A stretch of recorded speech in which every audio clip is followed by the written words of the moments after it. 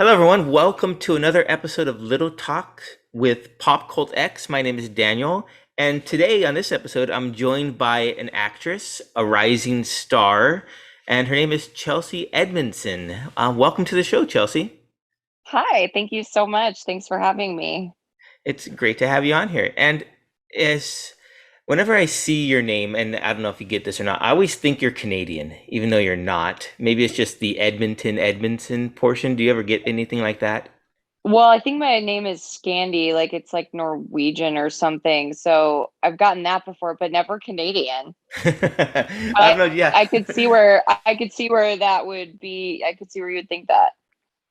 Yeah, it was strange. I was like, oh, she Canadian? No, she's a Missouri girl, which is Yeah, really cool. I'm American. American. American. That's right. So, what was it like growing up in Missouri and knowing from a young age that you wanted to be a star? I wouldn't put it that way. Okay. Um, I, I mean, yeah, I think when I was like, actually, maybe I would. When I was like really little, I think I did want to be a star, when I was like 5. But I think hmm like when I was like watching movies, I was like, I want to do that. But as I got older, I wasn't really sure, I was really interested in acting, but I still wasn't sure if that was something that I could actually pull off doing as a career. So I actually went to college and majored in business Oh, first. okay. Yeah, so I was actually I don't know, sort of practical, which has been a blessing and a curse, I think, for an actor to have that kind of mindset, Yeah, I hear you. I'm a dreamer, but not too much, like things have to kind of go a certain way for me to feel good. So, but I Right. was about 2 years into college at a school called William Joel in Missouri, and I just realized that I was miserable, even though I had the best of friends, like I was hmm having such a good time, but I was like so desperate to get out. And I just knew that if I didn't give it a chance, that I would always regret it. So I just Oh, came yeah. out to LA and had to give it a shot. That's really cool. That is really cool. I mean, I wish I could do that. I stayed more of the practical rate with my feet on the ground and to let my dreams get me where I maybe I needed to go. I don't know, but it's really cool that you were able to follow that and be successful.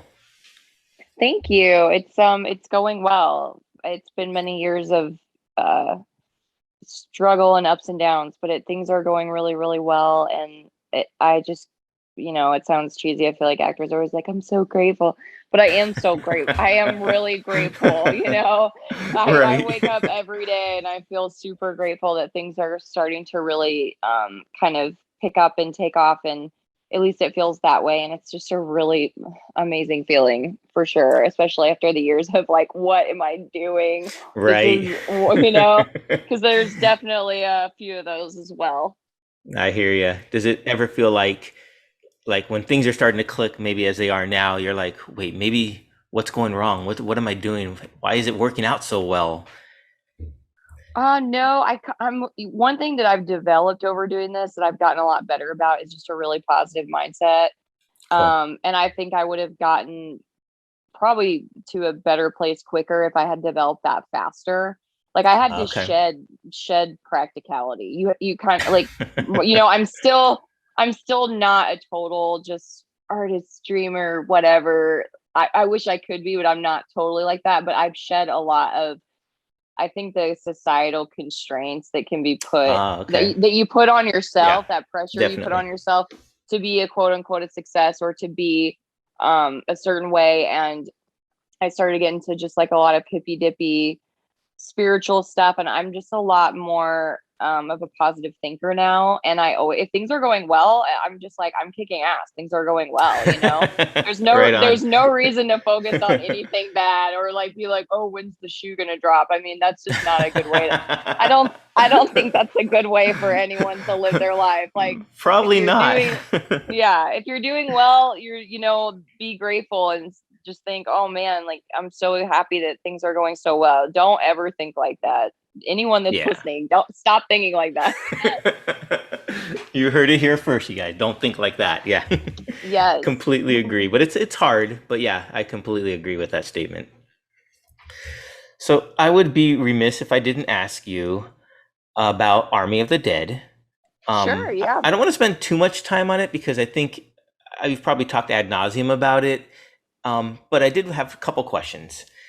A, so if people out there don't know, Chelsea was the portrayed the notorious character who started off, I guess you would call it famously, the zombie infestation in the army of the dead, with a a quaint marriage celebration. Let's put it that way. What was it like to be in a Zack Snyder movie, and how much background information did he give you about the character? Being in a Zack Snyder movie feels, I'll answer that first, Okay. exciting, Mm-hmm. expensive, which is a good feeling. Because I come from the world of indie filmmaking. I've done a Right. lot of indie films.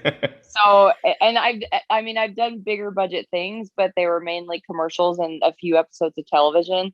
So this Okay. was my first big budget film, and I loved it. Want to do more of it. Love being on Right. set with, little iced coffee machines and shit. I love that kind of stuff. So, it was nice to not have to totally rough it like I have for Right. years. So that was awesome. And people were really nice. I loved my scene partner, Steve. I mean, I Hmm. always tell people, Steve and I basically made our own little movie. We shot together for 2 weeks in a car with Zack. We showed up every day. Some days they got to us, some days they didn't. Oh, And okay. he had a very clear vision for what he wanted in that scene with the lighting.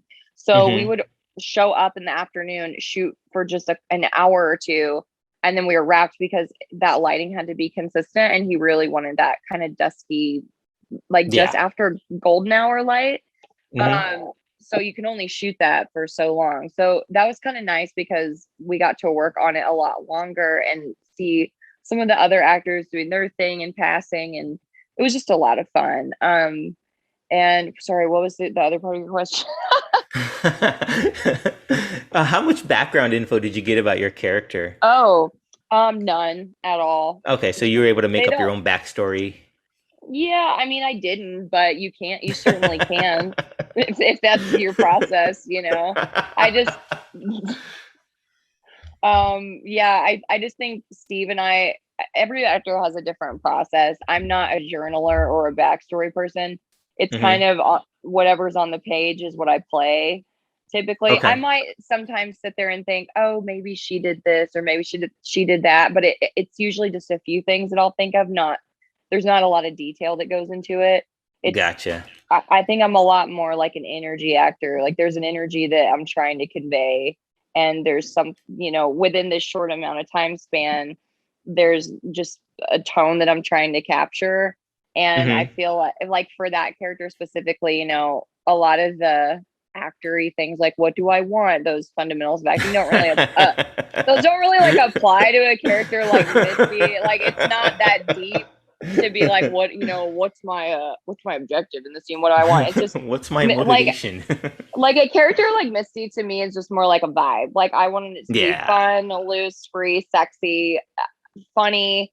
I always saw her as funny, not just, I don't know how other girls read for her, but I just felt like I loved the sides and I thought it was really funny. And there was a little bit different, like there was more to it in the original sides that we got, Uh-huh. which got cut down a little, but it was just a vibe that I was going for. And I feel like we did it.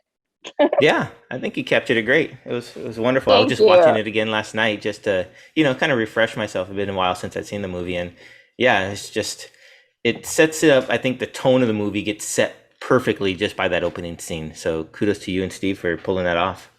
Oh, thanks. It's helpful when you like your co-star and you have good chemistry. And we Yeah, had that's just true. a lot of fun together. He has a great sense of humor, and we both like to eat, so we just ate lunch together. Yeah, we would just eat lunch together every day and just shoot the shit. And before we knew it, we were friends. And that just makes everything a lot easier. That's true. And it comes across that way that you guys had a good rapport and the chemistry was there. So, yeah. Has anything changed for you since the movie was released, Army of the Dead? I mean, have you noticed any shift in the way do you get recognized more, or especially on like online, people come up to you and say anything? Has anything changed since the movie was released?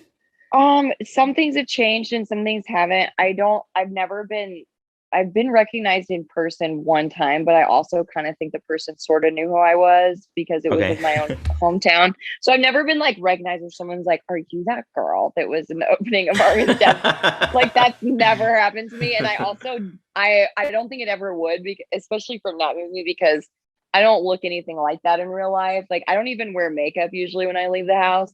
And I feel like even if I was on a big show, if I was a character like Missy, I just feel like I could get away with going anywhere, because in real life, I'm always like my hair, I have a hat on, I don't have on makeup, so I don't see that happening anytime soon. But I have had people look me up on Instagram and and Twitter and want to talk, and people have been really supportive and cool in the comments on those. I try to keep most things to the comments, not in private messaging. And Yeah, so I don't always look at all the DM messages, but I try to talk to people when I can, and people have just been really really nice, and so that's been different. Like when you make a really small movie, maybe a few people look you up, but a lot of people reached out when this came that's out. cool. It was like kind of overwhelming for the first couple weeks, just how many messages. It was like my birthday kind of every day for a couple weeks. And so, but it was really sweet. That's cool. Yeah, it That's was really super cool. sweet. Um, so continuing from that success, I saw that you are starring in a new film called The Bunker. What can you tell us about that, or what kind of details can you give us? So The Bunker is a sci-fi horror, and it's Oh, directed cool. by yeah, it's cool. It kind of mixes both, and it's directed by Brian Hansen, who's a director I've worked with previously, and some of the same producers as well. And it's written by a writer I've worked with, so it's kind of a familiar team, and Oh, or by okay. two writers I've worked with. Yeah, so it's a very familiar team, and it's an alien invasion movie.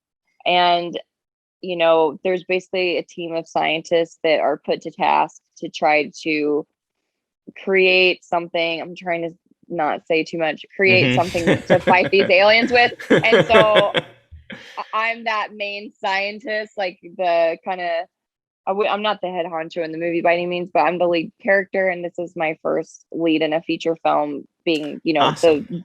yeah, it's really cool. It's I've been second, like what they would call a lead female, where you're kind of second to a guy, and you're supporting a male actor, and that has been fun in the past. But it's been really really cool to kind of be able to take more leadership and be a true lead for the first time. That's cool. I think of like other alien invasion movies with a female lead. I think of like The Arrival and Annihilation are two of that come to mind. So I'm looking forward to seeing this one. Oh, thank you. I hope you like it. I hope everyone enjoys it. And yeah, we're submitting it to festivals right now, so it's already done. It's being submitted, and hopefully we get to get it out soon for everybody. Nice. Now you're also a producer on this movie too. Is that correct? Yes, it is. So can I ask you, maybe, I don't know if you have an opinion on this. There was a whole controversy right now with Scarlett Johansson and her involvement with Disney as a producer. Oh, you're gonna ask me about that? Oh my gosh. We're You're keeping like it light you're today. like, hey, so I know you're a relatively unknown actor, but do you want to face off against Disney on my podcast today? Pass. Let's just Okay, it's no, pass. okay. I'll No, just say I my think I'll tread lightly on it, because I don't know the ins and outs of like her yeah. deal, and I don't know everything about it. But and it's kind of it seems like a gray area, with these streamers coming out, and they can just be like, oh, never mind, it's not going in theaters, it's going to be streaming. So Hmm. I don't really know the ins and outs of it, to be totally honest with you, but I love her as an actress, and Oh yeah, me too. I loved Black Widow so much. And Fabulous. It was awesome. yes, it was awesome. She was awesome. Florence Pugh was awesome. I Hmm. was just like blown away. I had so much fun. And I mean, I just have to say, I hope she makes a shit ton of money off of it, because she deserves it. No, I agree. She's I agree. epic. So, but I don't, as far as the case goes, or who did what or what was wrong, I don't really know enough about it. I guess the question I was going to say was more, not more who was right or wrong. It was going to be more towards as a producer, and how do you feel about movies going straight to streaming as opposed to getting theatrical releases? Okay, yeah, I guess I didn't let you finish. That was rude of me. Also, No, no, it's okay. I just put a piece of candy in my mouth. Sorry, I just felt like I needed a chocolate break. Um, so it depends on the budget of the movie, you know? I Okay. mean, when you have a movie like Black Widow and it's this huge budget, I think a lot of actors, especially those actors that, you know, they have points on the back end for theatrical releases, they're obviously hoping for a big theatrical run. Right. And I could see where, you know, they'd be disappointed that it was split with the streaming just because, you know, you're just like all those movies make what $1 billion when they're exclusively in a theater. So I can kind of Right. understand now when you're making a low budget indie movie or and ours, you know, when I say low budget can even be like $1 million. So let's just say Hmm. you made a movie for $1 million and you know you get a really great deal with a streamer, that might be a good deal for you, you Right. know, Right. and because the thing is you have to split costs with the theaters, you got to split costs with like P&A, which is the marketing teams that help do your movie. And sometimes you can lose money doing a theatrical run. And Oh, okay. yeah, and you can certainly not make very much. Like you can certainly lose your ass. So I feel like sometimes for certain movies it just makes more sense because you're not going to have to, you can do more grassroots marketing, market the film yourself and get and try to just get the best deal from a streamer that you can, and you can sell the Right. movie yourself. There's independent filmmakers now, like I did a movie with a director named Jim Cummings, and he pretty much I think makes and sells his own, like I don't even think they use, I could be wrong, but I don't think they use like sales or distribution. Like I think they sell their own movies, you know, the Oh, company okay. that he works Gotcha. with. Hmm. So now I feel like a lot more independent filmmakers are starting to take more control. And in a way, some of these streamers have given some of that control back to That's true. filmmakers, I think. So it really depends on the project and the budget and just a lot of different details. But I certainly don't mind, you know, if a movie goes straight to a streamer that I'm in, because then everybody usually watches it. Like I feel like all my friends and family and just people that I know are gonna watch it because it's cheaper to just sit at home. It's like easier, you know, it's like Yeah, I hear it's you. cheaper, it's easier. You don't have to take all the kids and buy all the popcorn, the candy. You know, you can just you're just like, oh, Chelsea was in that movie. Let's put it on Netflix. So for me, I think that's always fun just because it seems like more people see it that way. But I you hear know, you. That's cool, and I agree with you that the streaming platforms have given such um a leg up to a lot of independent film creators, or I hate saying content creators because it's more than content, but yeah, it's been such a welcome revelation, I guess, for yeah, all the filmmakers. there's So just a lot of ways to get your film out there for people to see now, and I think that yeah, that is really cool. I agree. What or who has been like the most influential artist to you, if you had to pick Mm, one or two? um, I would say Sheryl Crow is a big Oh, okay, inspiration nice. for me. Maybe the most actually. She's from a really small town in Missouri too, that's not far from mine. She's from Kennett, Missouri. And you know, I knew people that knew, I've never met her, but I've known people that knew her growing up, and my dad knew her dad. So Oh, she okay. kind of was like this figure of legend to me growing up. You know, she's this girl that she was from a really small town. She was incredibly talented, is incredibly talented, a musician and a songwriter, and she obviously made it. You know, she's incredible. I love her music so much, and you know, she's Grammy winning, you know, multi platinum selling artist, and Hmm. it's just what she's done to be from a small town and you know not know anyone. It's not like she knew somebody that just like made it happen for her. It's Right. she was always like a superhero to me. I'm not kidding. Like I mean, probably the same as what little kids think of as Batman or something. I just always That is admired her cool. so much, and so I just think that coming from where I came from and seeing that she moved out to LA and she became this big singer, you know, and like listened to all of her music, it just made me feel like this was all a little more attainable, that it could be Right. done, if that makes sense. No, it And does. It so does. I would say that she's it for me for sure. Did I see somewhere that you also sing and play the guitar? Is that correct? I do, yeah. It's like guitar is definitely more of a hobby. I'm not a very good guitar player. But I can play a little and I do like to sing, yeah. That's cool. One of my favorite genres of movies is like musician biopics. So Yeah. like Walk the Line, or anything like in that realm. It's just like I can't get enough of them. I love them, and I love seeing actors transform themselves into the musicians or the characters that they're playing, where it almost blurs, where you start, is it the character? Is that the actor? Is it the person they're portraying? And that's when I think I feel they do a great job. If with that being said, who would be your dream role to play in a movie? Not doesn't have to be a biopic, but any sort of film. What would be like the dream role for you?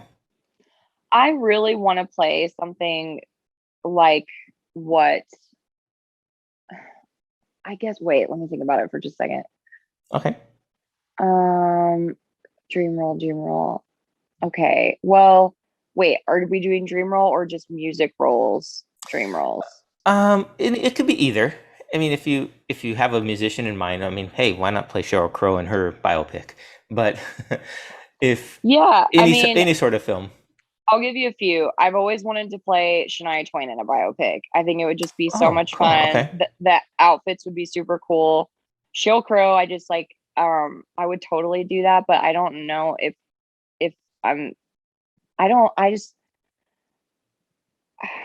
yeah, I just don't know. She's like too much of a hero. Like I would be so afraid that I would like screw it up. I mean, Right. if they asked me, I wouldn't say no, but I would be like terrified. And it's not that Shania Twain's not awesome, but I just think she would be so much fun to play. Uh-huh. But I think in a more abstract way, not like a specific person, I would love to play something like what Bradley Cooper played in A Star Is Born, like just a really complicated woman that's a singer songwriter. Because I feel like you see that a lot in stories with men, just Yeah. like the man being like really complicated, and I would love to play a female version of a role like that. Oh, that'd be cool. That would be the dream. I guess yeah, I just want to play a complicated singer-songwriter chick that, is trying to figure things out. I think that would be a great role. Yeah, I think so. That'd be really cool.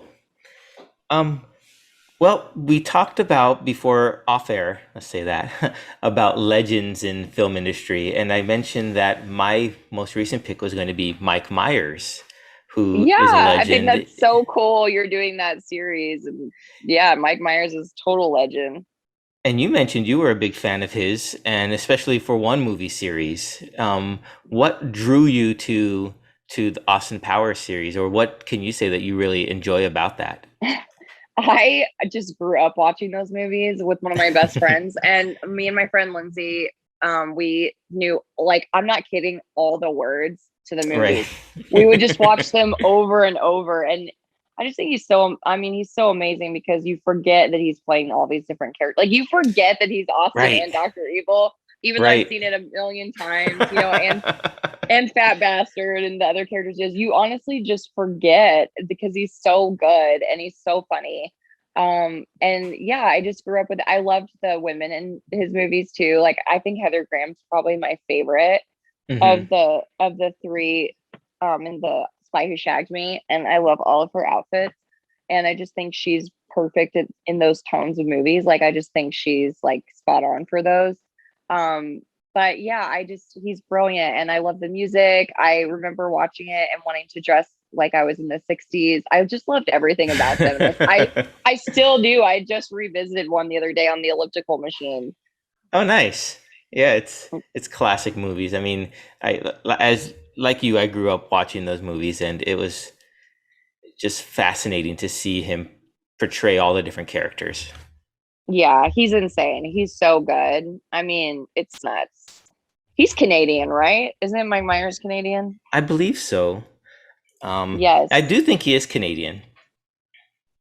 Yeah, I just am looking it up, and Demi Moore was a producer on the first Austin Powers. I'm like, that's so cool. Why Oh wasn't she wow. in it? But Right. I say that, and I'm like, not every actor should be in a movie that they produce. But I would have liked to have seen Demi Moore in those movies. Yeah, that would have been cool. See her Yeah, playing like a nice little villain there or something like that. yeah, she would have been an epic villain, and maybe they'll do another one, and Demi Moore can Yeah, be the villain. I always hoped for more additional Austin Powers movies. Although he always said there was going to be a trilogy, I always hoped there would be more. I know, me too. I mean, now's the time too because it's been a while. Like they Yeah, finished strong with Goldmember. It was great. Beyonce killed it. It was so cute. But I'm like, all right, it's been a while. Let's do another one. Bring it back. bring it back, right? Well, speaking of bringing it back, and this is actually one of the questions I had for you was if there was a lot of movies have been making resurgences or comebacks, and whether it be remakes, reboots, or continuations, what kind of movie or what movie would you say in your eyes that needs to happen to, other than Austin Powers? Like, what is there a franchise that you said, oh, they should make another movie of that or a reboot or something like that? Yeah, absolutely. They need to make a new Gremlins movie yesterday. I mean, that needs to Yes. happen ASAP. And I thought they were. I remember I was like, man, if I could be in any new like reboot or part of a franchise, it would be Gremlins 3. And I'm like, I want to be in it so bad. And I looked it That up would on be so IMDb cool. before. Well, it's been on IMDb before. I've seen it. I've looked it up and seen Gremlins 3. So it's clearly been optioned or thought of or so, I don't know if it's some kind of thing that's getting bounced around between studios or getting bumped, but Hmm. I've seen it before and I've heard talk of there being one. So I'm like, well, when's it gonna happen? Because I really want to see that. That would be so fun. I always think of like the movie The Three Amigos, and I want to like get like a follow up movie with that, with like the original Three Amigos children like taking up their dad, or maybe even daughters, just to make it a little different, taking up their dad's costumes and making a new movie or something like that. Like they could do three up and coming comedians. Yeah, That would be I think that'd be cool. really fun. That would be fun. Trying to think. I Oh. mean, I definitely think we need a reboot of Titanic. I mean, right? Titanic, Titanic 2, right? That Titanic one 2, yes. we gotta I don't think that was all resolved. I just don't think that there was enough finality to it, and I just think we need to bring it back. Are we leaving off from when Rose gets off the dock and what happens to her life from then? Or are we talking more about Or like little cutscenes within the sinking of the ship? yeah, or maybe it's sci-fi, and it's like that thing on the History Channel where they drain the ocean, Oh and yeah, then yeah, yeah. there's like, I don't know, ghosts or something. Or they And then find we out it was and then we actually blend it with Ghostbusters, and the Ghostbusters have to come. or hey, we blended it's a kickoff for like an alien invasion. The aliens, it wasn't an iceberg that sank, it was like they struck an alien ship, and they'd have like a 75-year gestational period for them to hatch their egglings or something like that, and now they're all on board and taking over people. Oh my gosh, yeah. I mean, yeah, and they're sort of like in the passengers, and so the aliens just let all the passengers, like they just pop them all back up out of the Oh water. yeah, there you And go. so they're like sort of regular people, but they're regular people from like 100 years ago, and then they're also kind of mixed with an alien. Ah, I think see. we're really on to something here. Right on. It's Someone's going to be zombie listening to this alien. podcast and they're going to steal our idea. And then, we're going to be suing just like Scarlett. We're going to be like, they fucked us. We had a really good idea. And you know what? We're not going to stand for this shit. That's right. We want co-creative credit on that, Yeah. plus all royalties. We Yeah. just spitballed that and killed it. Oh goodness. Well, one last question I have for you, and I see you have a little dog named Merle. Yes. He's asleep, look like right by my feet right now. Nice. Now, I was thinking, is Merle a regional name for Missouri? Because the only Merle I've ever heard named was a character from The Walking Dead. So I don't know Oh, wow. if that's where you So pulled it from, or if that's just a regional name for Missouri. it is where I pulled it from, and you are the only person that's ever known that. Most Oh, people right on. yeah. It's so crazy. Most people think that he's named after Merle Haggard, the country singer. And Oh yeah, see, I didn't yeah, even think about that. Okay. so most people think that, which would be cool, and I wish I was that cool, but I was really into The Walking Dead when I got him, and I loved that character, Yeah. Merle Dixon. And I also just had a feeling that he was going to be kind of a mischievous dog, because they say that about dachshunds. Um, yeah, and I had a couple growing up, so I was like, he's probably gonna be a little shit. Like, he's gonna be like a bad dog, but he's gonna be so awesome anyway. And that's exactly how he is. So it just really suits him that Merle Dixon was kind of a bad guy character, and my dog's kind of a bad dog. He's so sweet though. He's just very mischievous, and he gets himself into a lot of trouble. Oh, right on. That is so But cool. yeah, you're the only person that's ever said that. Most people are like, "Oh, like Merle Haggard," and I just kind of am like, "Yeah," because I don't want to,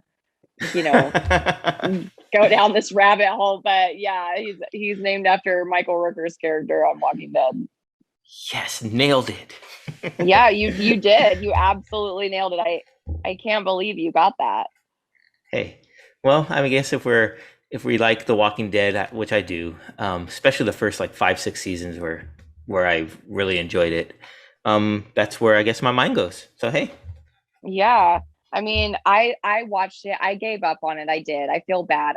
I gave up on it, but I am that kind of a person. Like, if I don't like a season of a show, it's dead to me. Like, I don't stick with it. I'm same a here. fair I am a fair weather fan, and I'm like, it's like if I was ever, a series regular on a show and someone was like, "Yeah, I liked it," and then I stopped watching, I'd be like, I understand, because I'm like that too. If there's a few episodes that are just not jiving with me, I'll end up forgetting about it and watching something else, because it's just maddening how much content we have now and how much we have available to us to watch. Hmm.